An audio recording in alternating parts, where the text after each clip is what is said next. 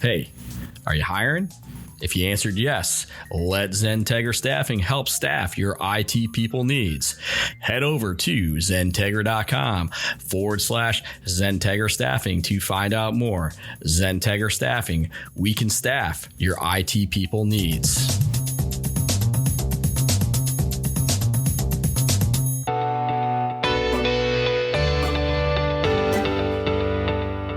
Welcome to another edition of the Citrix Session with your hosts, Andy Whiteside and Bill Sutton, your source for all things Citrix. Hello, everyone, and welcome to episode 45 of the Citrix Session. I'm your host, Andy Whiteside. I've got with me Bill Sutton, Director of Services here at XenTegra. Bill, how's it going? Going well, Andy. Can't complain. How about yourself? I'm good. You were in the woods camping all weekend, right? I was up on the Appalachian Trail. Did you have a data signal, or were you just ignoring me all weekend? No, I'm just kidding. It was in and out, to be honest with you. Literally, you could walk 50 feet and have nothing, and then walk 50 more feet and have a 2-bar signal. So it was really hit or miss. Yeah, that's when you usually get the post from somebody taking a picture, like hanging off a mountain using their virtual desktop kind of madness. Exactly. Yeah. We've got with us Pete Downing. Pete is our CMTO, Chief Marketing and Technology Officer at XenTegra. Pete, how's it going? Hey, Andy. Hey, Bill. Going well. Thanks for having me today, and glad to be here. And hey, Bill, is it Appalachian or Appalachian? Because I'm learning as I live in North Carolina now, it's Appalachian. Probably should be Appalachian. I get kind of on both sides of it. I have some friends that have done the whole thing, and they called it Appalachian, but they were, they were from other part of the country. So yeah. It's Appalachian. So living here in the Charlotte area my entire life, I heard a commercial this weekend. There's a place in South Carolina called Lancaster, South Carolina. And because so many people have moved here from other parts of the country, the commercials now call it Lancaster, like Lancaster, Pennsylvania. It's interesting to watch it change so rapidly in a melting pot area like Charlotte, North Carolina is. Which is a whole other topic, right? They call it, and sometimes now in the national whatever, they'll just call it Charlotte. They don't call it Charlotte, North Carolina anymore. They call it Charlotte just because it's gotten big enough. I think it's 15th largest city in the country with probably one of the fastest growing every year. Watching it go from being New York to being Charlotte, North Carolina to just Charlotte is interesting to watch.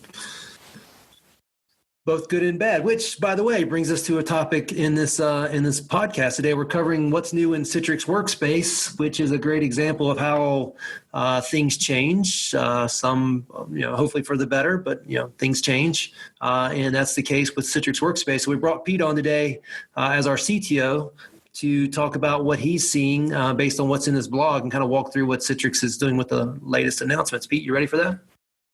Oh yeah, I'm ready, and we talked through a lot of the stuff. It's pretty exciting stuff. So in the intro, it talks about users and how users work and what IT organizations, or more importantly, how businesses want their users to work. And they've been doing studies around productivity and what is distracting and what's enabling in terms of onboarding at XenTegra. We have a new employee today. We have a new employee starting in a couple weeks. I've said this probably in the podcast before. I'm a little embarrassed when somebody joins because there's 10 different sites they need to go to and 5 different identities they have to use. And we're a company that's what we do, right? We help companies fix that problem. Yet we have the same problem ourselves, not because we don't know how to fix it. We're just too busy helping other customers. But I think that's a big part of the Workspace story, and we're going to jump into that now. What is Citrix, the Workspace team who wrote this blog? And I should go back and tell people the name of the blog. It's What's New in Citrix Workspace, August 2020. The team that wrote this, what are they trying to cover here in the intro specifically, Pete? We all know that we're kind of, we're in this pandemic right now. So it's caused a huge strategy change for a lot of IT organizations around, how they're going to adopt different technologies. And what Forrester did is they did a study, and a research, on, the priorities and journeys that customers were taking over the next 12 months. And then kind of layered in how COVID, impact that. And then they rank ordered them based on, the top all the way down to the bottom, strategies and initiatives. So what's interesting is you look at the number one, I mean, no surprise here, security and privacy, right? Because we're all working remotely. We're all, like me personally, I'm sitting here remote today and helping my daughter with virtual school. And, so I got to make sure I'm secured and privacy is protected. Right. And so that's a big initiative for a lot of organizations, making sure their remote employees are secure and remote. Right. And then increased use of cloud. I mean, we're seeing it. Bill, you can comment on this too. Is like, we're seeing a lot of folks move to cloud and cloud enabled technologies like Azure and Citrix Cloud Service, et cetera. It's pretty interesting, right? Absolutely. Yes, we are. Well, of course, I'm going to go on my soapbox for a minute and point out that should say increase the use of services, not cloud. That's the marketing guys influencing us and making us say the word cloud or clouds. Definitely sure. Increase in services. It's becoming the norm. Yeah, no, I agree. And then the number 3, which I find interesting, is improve use of data and analytics technology. And I'm guessing this is driven by. It'd be interesting to drill down on this one bullet, because I'm guessing this has to do with, is Pete actually logging in and working, things like that, or was there a breach and do we know about it? Things like that. So I think, you take it just at those top 3, Citrix is complementing those very nicely. Even if you go to 4 and 5, Citrix is also, complementing. So redeployment of existing infrastructure. I mean, I think a lot of IT orgs had to really step back and say, how do we make our infrastructure more streamlined so we can work remotely? And then in some cases, they even had to redeploy their apps and upgrade apps. So those are the kind of like the top 5, and Citrix fits very nicely into those top categories. I would argue they fit in all of them. I mean, we could spend an hour just going through all of them, but those are the top 5. So definitely, if you have time, read the blog. It's a great blog with some great snippets of facts and primary research. Well, let's use that conversation real quick. I found it interesting what I think I've heard you just do. Back in the day, we're all been around this a while. When you said Citrix, you meant a virtual app or a virtual desktop being presented, and the word Citrix was kind of used as a way to describe that without actually saying what it was. What I find interesting in this conversation is we started talking about Workspace, and you started talking about the word Citrix. You used the word Citrix as a replacement for the word Workspace. And what you're really saying there is that's where Citrix is going. All things Workspace is really what Citrix has become versus just that old virtual app and desktop story, which is a great story and still is a very relevant story. But now it's more holistic, right? Yeah, no, I agree. And I've been around, you and I and Bill have been around a long time. And, Citrix for us 10, 15 years ago is a very different meaning than Citrix today, So yeah, I do agree. I do want to dig into this analytics one real quick, and then we'll blow through these. If not, like you said, we'll be here for 2 hours, and I got a new employee lunch I got to go to. The analytics piece, I bet if you blindly ask people to rank their priorities, analytics would not be in there. However, if you stopped and explained performance analytics and security analytics and talked about the value of data, I bet it goes from maybe not being a part of the conversation to one of the top 3 or 4, like we see here, instantly, because you can't deny the value and the power of data analytics, right? Not anymore. No, absolutely not. You're right. I mean, 15 years ago, it wasn't, we didn't collect that much data. It was there, but we didn't really have the tools to collect it, much less do much with it. Today, it's a whole different ballgame, with the social media economy that we live in today. Data is king. Yeah. So let me blow through these. Redeployment of existing IT infrastructure. That's always been a topic in our world.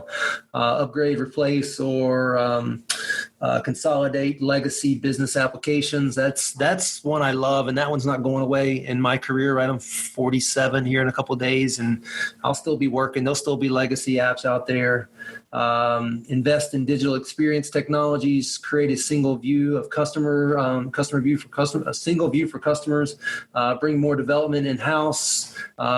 Create a mobile and tablet strategy for customers. That whole BYO thing has been bouncing around for years and it's not going anywhere. Monetize of existing IT infrastructure. That's obviously we're talking money, and when it comes down to it, money is a big part of it. Development of smart connected products, so Internet of Things, right? I was telling someone at a brewery yesterday that someday his cup will have a sensor on it, and the waitress won't have to come ask him when he needs more. She'll just know to bring more, or at least she'll know specifically to come and give him more beer, because his cup will be telling somebody or be telling a system that. Now that may be a stretch, but you could see it, right? Development of smart, that's my lad, I just repeated that one. Implement open APIs for microservices. We talked services a while ago. Well, services have a whole bunch of microservices that can be leveraged to get value. And then finally, the last one, shift spending from systems of records to systems of engagement. That's quite the comment there. But those are the things that Forrester came up with as focuses for IT organizations and businesses as a whole. Pete, any of those you want to highlight? Yeah, I mean, I think the one that's interesting to me is it's towards the bottom with the API and microservices. I know Citrix, Workspace and Workspace micro apps, they're putting a huge focus on the notion of a microservice and putting, simplifying a user's interaction with the day-to-day application. So I'd like to personally see that one jump up over the next year. I think it will as shops, IT organizations start looking at how to streamline accessing things like as simple as like a help desk, for example, right? So I think that's an area, that's one that I'd like to see jump a little higher at some point. Yeah, I think that one could be accelerated by users and business units knowing that type of technology exists and that they don't have it, and they're going to IT and demanding it. Exactly. And what's interesting is I would argue the last three are kind of like the newbies, right? They're new. Everything else above those seem to be there and always are there, right? Nothing too crazy. But the last three it's like the top 10, right? There's always going to be up and down, and who's number one next week, right? And I'd argue if you did another poll of this next year, it would change drastically. So. Yeah, I totally agree with you. Even though that number 3 from the bottom, that Internet of Things, that silly Chinese cat waving at me from the CTP presentation a couple years ago, I never get that out of my head. Yeah. Some of you guys know what I'm talking about. Some of you guys are like, that man's crazy. All right. So Citrix highlights here that they address those top 6, and really Citrix. I'm doing it now. Citrix Workspace. Really addresses all of those and brings the reality of that workspace conversation to what IT is truly looking for, and really more importantly, the business is looking for. So let's start running through these, Pete, with the new announcements here. So the latest workspace access control feature set. Yeah, so I think the big one here out of the 3 is going to be the app protection features, and I'm going to cover all 3, but app protection to me stands out because not only, and just for those on listening, app protection for Citrix is preventing screen capture, keystroke logging, but it can also, and before it was only within a Citrix session. And the other cool thing it does is, you can put a watermark on the screen, basically securing the session. And now, app protection can now work with web and SaaS applications outside of the session, which is pretty interesting. And I'm excited about this because it really brings Citrix Workspace and the Workspace app down to the endpoint as well. So it makes Citrix more endpoint focused as well, not just session focused. So, to me, that one out of these 3 is the most exciting just because it's a great feature, but it also enables a huge security story with Citrix. So Bill, I don't know if you have any insight as well, and if you're seeing this being deployed yet. I haven't really seen that much of it being deployed. There's been a lot of interest in it and questions about it. We've got a couple of customers that are considering it. But I think the key thing here, correct me if I'm wrong, Pete, is that the app protection feature obviously works with the embedded browser that's in the Workspace app, right? But is this that, or is this talking about leveraging native browsers with this feature in it? My understanding is it's leveraging native too, but and they've updated the app Workspace app client to install like some updated like DLLs and shims to not only do app protection within a session, but outside the session. Because, let's face it, you might not want to browse Salesforce when you're on network in Citrix. You may just want to browse it locally in the native browser because you're on network, right? And so, but you still want to watermark it and protect it, et cetera. So that's how I understand it. And, hopefully. Yeah, we can certainly get clarification on that. The way it's written here is anything delivered through Workspace can now have app protection, is the way I'm understanding it here. So we can get clarification on that. Cool. So the other big one in this list, and I'll jump to the top one there, SAML authentication. I mean, Bill can attest to this too, is, the biggest area of adoption of Workspace is what is your authentication two-factor workflow strategy look like? And a lot of folks are using, an Okta, they're using a Duo, they're using a Ping identity. And so Citrix will continue to enhance support for SAML authentication for web apps within the Citrix Workspace. So you'll see SAML support be supported and continue to be expanded, not only on the web app front, but also on the support for the MFA vendors. There's a lot of tech previews. I think, Andy, you're testing Google. There's Ping, and then there's the Radius support as well. So that's just enhancing the whole, log on and security story of Workspace in general, and how it ties into not only web, but single sign-on. And back to your point, hey, I should have one ID for everything, right? And so that's a huge thing, I think, from an ease of use point of view. Absolutely. Yeah. This authentication stuff is often really confusing for customers, all these various things that go into it. And but at the end of the day, it's really all about that one identity and getting into the apps. This is huge in helping support that relative to web apps. Pete and Bill both, if I were to put you guys on the spot and say, you got to pick an identity provider right now, I'll give you three. Give me three that you would recommend people think about as it relates to Citrix and just in general. Which three would you come back to me with? I'll go first, Bill. So I'd say my top one is Azure AD, just because Azure AD does offer a lot of flexibility as far as the integration with other third party vendors. I would say Duo is a good one, and then Radius, because that's gives you the most flexibility as far as smart card support, et cetera. So I'd say those are my top three. Yeah, I would agree. I mean, I obviously traditional AD can do it, but Azure AD is where you want to go, and the integration with their MFA tool is relatively straightforward. But then you've got Duo and RSA out there, and many other players in the space that augment that. So I would basically ditto Pete's comment. Hey, are we still, and this is going down a technical rabbit hole real quick, are we still challenged with the idea of using like an Azure AD for the user identity, but then the desktops or the VDAs are not part of that directory, and now we're having to use smart cards to get through in single sign-on? It depends on how it's implemented. I mean, yep. yes and no. So if you implement it correctly, you could do SSO all the way through. If you I don't want to say implement it incorrectly, but implement it incorrectly, you don't get SSO all the way through. So, and Bill can attest to that because he's been front and center. That, yeah, we there's a lot of challenges with that, what you just stated, Andy. And one of the biggest ones is if the customer's using traditional Azure AD with an AD on-prem or an AD, domain controller, we can do a lot of that SSO all the way through. If they're using the Azure AD domain services, it gets to be more of a challenge because of some limitations technically that are currently in that. But there are ways around it, leveraging NetScaler or ADC and other technologies. But the best way is with an actual Active Directory domain controller with Azure AD. That'll get you what you need. Yeah. Okay. Yeah, exactly. And then Citrix actually is simplifying this, and Workspace, I should say. They actually have a appliance you can download, a FAS appliance, and they try to simplify the config. And then I think it might be available by end of year, but they're actually going to have a cloud enabled FAS service as well. And I know it's out there in beta, but that will drastically simplify this problem as well. So Citrix recognizes that there's a problem with this, and they're trying to fix it. And I give them kudos for that. They've done a great job at trying to address the need, right?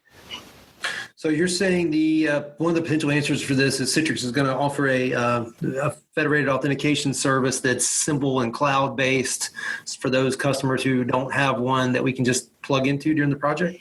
Correct. Yep. Right now it's an appliance, but the cloud-based one you can, my understanding, get on beta and turn it on and off. And then once they get full radius support within Citrix Cloud, then the problem goes away, essentially.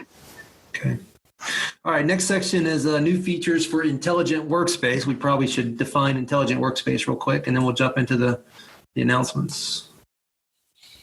Yeah, sure. So, I mean, for me, the Intelligent Workspace is simple. It's taken, whether an application a user uses day to day, and putting what, you like to call, Andy, the go button, the green button, right? Like you equate it to a copy machine. You just want to walk up and push that big green button and make a copy, or a legacy app, let's say. And so, let's say I got an old banking app, or I use Jira internally and I want to streamline submitting a bug or streamline doing a enhancement, things like that. I could just create a little button within Citrix Workspace that says submit bug or submit enhancement, puts up a single UI, you fill it in and you submit and you're done. And you don't have to log in the app, open the app, et cetera. So, Workspace with Intelligence is about streamlining the user's day to day and taking daunting tasks that we don't think is daunting, but it drastically derails a user's day. So it can be everything from, submitting PTO all the way down to us on our side. Hey, we use Salesforce, updating a lead or submitting a lead, right? So we could put simplified, I like calling it mobilification of an application, buttons inside a Workspace. Click a button, have one screen, do what you got to do, hit submit, done. You don't have to log into the app. You don't have to open the app. You just do it right from the Workspace. So that's my summary of Intelligence Workspace. This sounds like the solution I wanted to implement in 2004 to get SAP rolled out to my Fortune 500 company I was working for at the time. That sounds like exactly what we needed. Instead, we spent millions sending teams around to different locations and rolling out SAP at each site. It was ridiculous, really. All right. So this first announcement, on-prem connector. Pete, you want to jump into that? Yeah, so when micro apps came out first, it was very SaaS focused. What they did is they enabled what's called an on-premise connector that's Linux based, believe it or not, and it allows you to put this connector on-prem. And if you have, in their example, they use Jira. So maybe you have Jira installed locally. You want to create a couple micro app services. You can now do it with an on-premise application, an on-premise web application. So pretty cool. Good, plenty of examples. SAP, another great example. You might have an on-prem install of that. So you want to create these micro applications on-prem, but you want to use the cloud, the Citrix Cloud control plane to manage that and have a better workspace experience. So this is a huge step, because what it allows you to do is not only do SaaS, but also do on-prem implemented web applications, which is kind of nice. And then secretly, I'm hoping they take that Linux appliance, merge it with the current cloud connector, and make a nice, good Linux appliance for everything, which will be kind of nice. But we'll see. That's on my wish list if Citrix is listening. It's got to be coming. It's got to be coming. All right. Next announcement here is webhooks / push API for micro app integration. What is that? So one of the big things that Citrix Workspace with Intelligence pushes is the whole notion of notifications, being able to notify. So Andy, you got a new lead in Salesforce, you get notified, kind of like on your cell phone, right? You get a text message, you notified. So very similar to kind of that.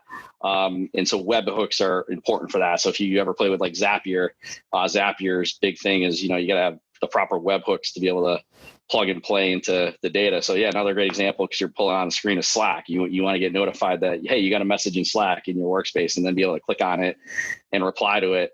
Citrix keeps continuously enhancing the webhooks and push API for this experience. Yeah, you're saying people like me can't just use email as the great aggregator anymore. We'll have a workspace that'll be able to do that for me. That would be nice. Yeah, I mean, it can do some of that today, but it's very focused. So the webhook expansion and API expansion just gives them more ability to plug into other tools that you plug into the workspace experience. All right, so I think I know what this next one is. Microsoft Teams integration. Help me understand what Citrix is doing with Teams here, which is probably outside of what most people think about Citrix and Teams offloading for. This is a different concept. Well, I mean, I do know, Citrix is doing a lot with the Teams integration, and Bill, I don't know if you've used shared cards before. I haven't used shared cards in Teams, but my understanding is you'll be able to now not only be able to get alerts and be able to communicate via the workspace experience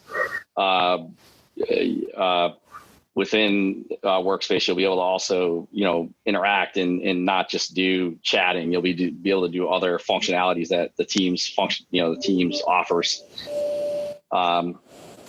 I would stop and highlight here. I expect very much for Citrix to be working with Teams as an enabler as well as a replacement. Doing both. I think their relationship with Microsoft and where Teams is headed is too valuable to be one-sided. I think they'll have data that you can pull from Teams, and I think Bill and I did a podcast, 6 months ago now, where Citrix was providing some of these capabilities to Teams as a plug-in from Citrix.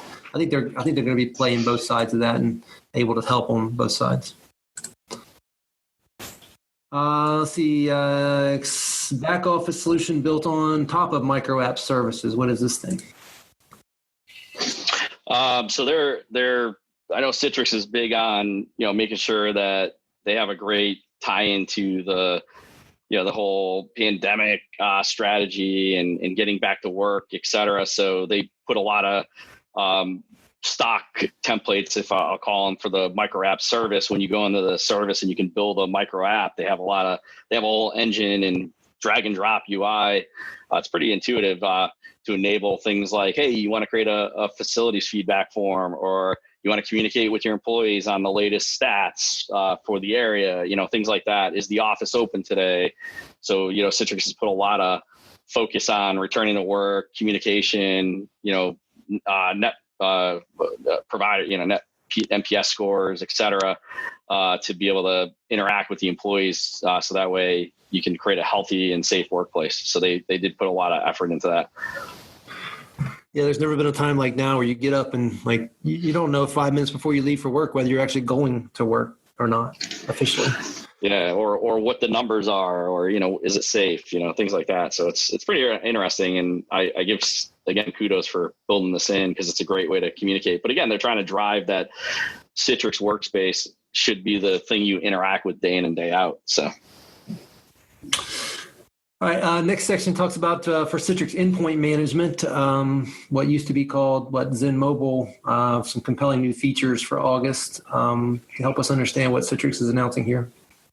I know Bill's excited about this one, but this is just simplifying the enrollment process. And I think we got a demo of this, Andy, a couple of weeks ago, and Bill, I think you were on it too, but it seems like it's now public. But instead of having to remember a URL and have all these configured settings, now you just put in your email and you can tie into the back-end endpoint management infrastructure. So it's almost making, I hate to use the term, but making endpoint management a first-class citizen within Workspace. And so now, instead of being a separate, kind of seen as separate product, it's now getting twined in and becoming one with the Workspace. I guess that's how I would summarize it. Bill, I know you have some insight as well. Yeah, I think what this is doing is a couple of things. One, we're gonna start seeing the death of the hub, the Zen Mobile Hub or the Citrix Service Hub, and everything will be done in the Workspace app. And then obviously not having to enter all those parameters that users would have to remember. All they have to do is enter their email address, and click next, and then follow the prompts, and they'll get enrolled and get access to their resources. Yeah, I always find it interesting that for a long time now, the Workspace app, specifically as it related to ICA sessions, had enter your URL or your email, and most organizations don't have the email service set up, Right. And so it only confused things more by having that in there. But now, and this is specifically for device management, knowing that you just put your email in and that's how you're going to get started, that's huge. Next section talks about content collaboration, aka share file, which, if you look at it as just share file, you're missing a lot of the opportunity to do more with the product. Pete, what's this? So they obviously they continue to enhance the capabilities within their own product, and this is one of them. They're gonna layer in what they call content collaboration workflows, and this adds in the ability to support electronic signatures from in the Citrix environment. So if you're in your workspace and you're using intelligence, you'll get an alert that, hey, Andy, Pete sent you a doc to sign. You click on it, you do the signature, and you're done, as opposed to having to open up your email, do it, et cetera, or open up the Citrix Files app separately and do it. Just again showing that there's a tight integration between content collaboration and Citrix's core product, Citrix Files as well. So.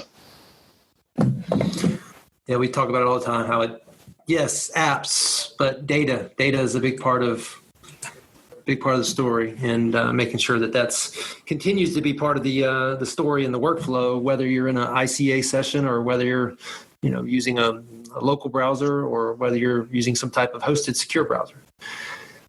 Exactly. Yep. And then finally, the last comment here goes back to Old Faithful here, the apps and desktop story, which.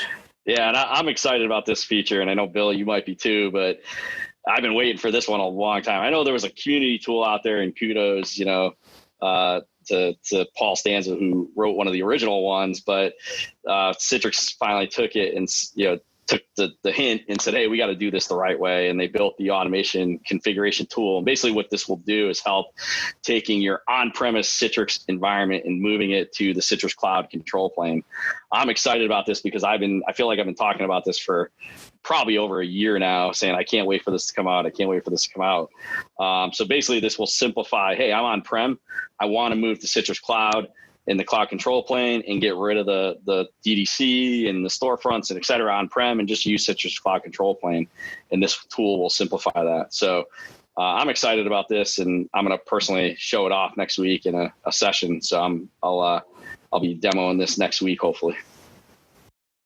Yeah, I'd agree. It's a very detailed. There's a link in there to there's a screenshot, of course, but then there's also a link in there to the actual TechZone article, which is very detailed.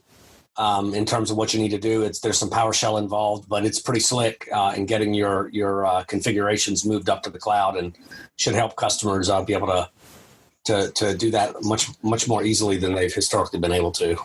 Yeah. And yeah, Andy, you're highlighting one of the other cool things that it supports is VM Cloud, which is basically running, VMware ESX on top of AWS. And so Citrix Virtual Apps and Desktops supports that as well. Natively, but also, this tool will now support that as well too. So that's a big support tick box, and it'd be interesting to see if they'll pivot that and also support the Azure announcement that came out recently as well. So.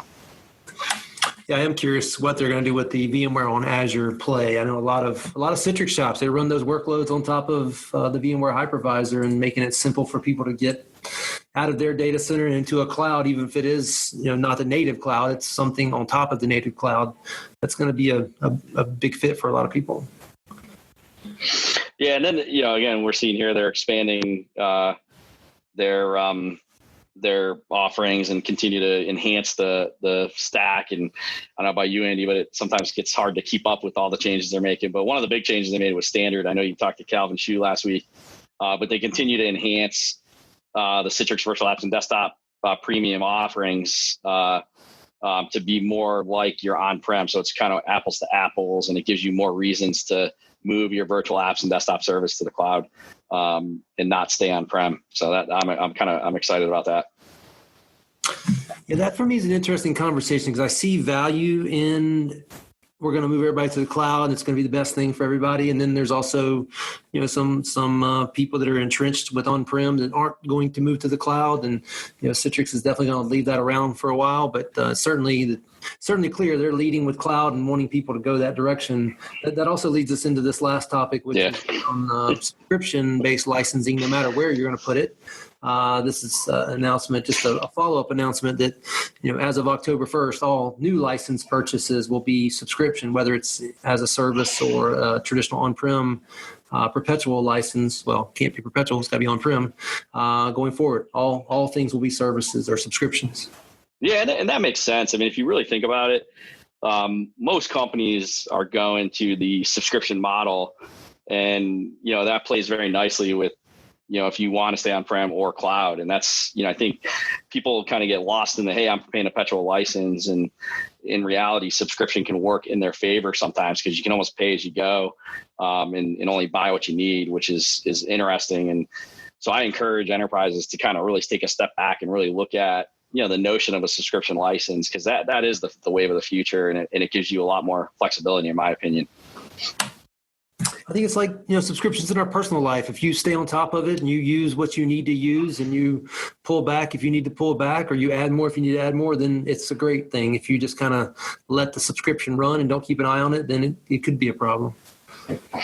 Yeah. And one of the things to note, they do say this in the end of the blog there, that no changes to ongoing availability of customer success services as part of this announcement. And then if they own them today or purchase them prior to today, October 1st, they'll continue to get, licensing support in the future and can renew the maintenance. So if they want to stay on an LTSR forever or until it maxes out, they can. But again, I don't recommend that. I think, to your point, Andy, I think subscription licensing gets rid of shelfware.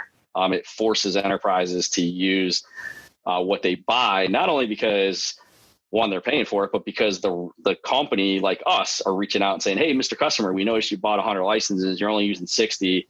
Hey, how do we get you to use the rest, right? Whereas when it was perpetual, you didn't have any of that insight. So back in my days of product management, I couldn't tell you, I sold maybe 50,000 seats, or, way more than that, obviously, of PBS, but I couldn't tell you how much of that was used because we didn't have the data. And what subscription licensing does is gives you that data. So it holds not only the customer accountable, and I hate using that word, but it holds the vendor accountable. So if you sell them 1,000 seats, we're going to make sure you're going to use those 1,000 seats, so that's the upside, I think, of subscription licensing. So. Yeah, definitely allows both the partner and the vendor and the customer to be in sync with what's actually being used. Speaking of that, I got a call from a county that I worked with or have worked with for over a decade now, and they are still using PVS to the desktop. So not virtual machines, but to the desktop. And I had no idea they were still using that. That's a great example of the subscription conversation every year would have forced that conversation to have happened. But they're still successfully using PVS to physical desktop. It was awesome. Wow. And I remember back when I was at Ardent's, that's what I would sell. So it's pretty cool to hear that. They followed that Sweet Georgia Brown video all the way through, huh? Yep. Amen to that. So, but I remember sitting in their little conference room with a bunch of PCs, actually their training room, and I remember turning them all on for the first time, booting off a little laptop and watching their eyes light up. Good old days. And that's when, that's Andy, that's how long you and I have known each other, is back since PBS, it's crazy. Back when I was trying to get those DHCP helper things to work. Yep. Yeah. All right. Well, we've come a long way. Well, guys, I appreciate you joining. Hopefully this is a good topic and good information for people. We'll do it again. Pete, you got anything you want to let people know about before you jump off? No. Hey, if you haven't noticed, XenTegra is giving away a Ford Bronco. So definitely check out bronco.xentegra.com and check out how you can get put into that drawing. We got a lot of great ways you can take advantage of XenTegra and our services. So including Citrix Workspace and especially ADC. So if you feel like you're not fully utilizing your ADC investment, definitely give us a call. We can help you figure that out. So yeah, we do a lot of good stuff like the podcast, like other things, but hey, Bronco is like cherry on top. Yep. Amen. All right, Bill, what about yourself? No, I would agree. We've got a whole bench of guys that can help from the services side. So, if you need services, run through the Bronco registration, you get credit for the services and get an entry in the drawing. So take us up on it. It's what it's there for. Yeah, I honestly, I can't wait to give this thing away. I can't wait to hand deliver it to someone. Of course, then I'll have to go buy my own. You drive it a couple times, right? Yeah. All right, guys. Well, thanks a lot. I appreciate you joining, and we'll do it again next week. All right, Andy. Have a great day. Thanks, guys.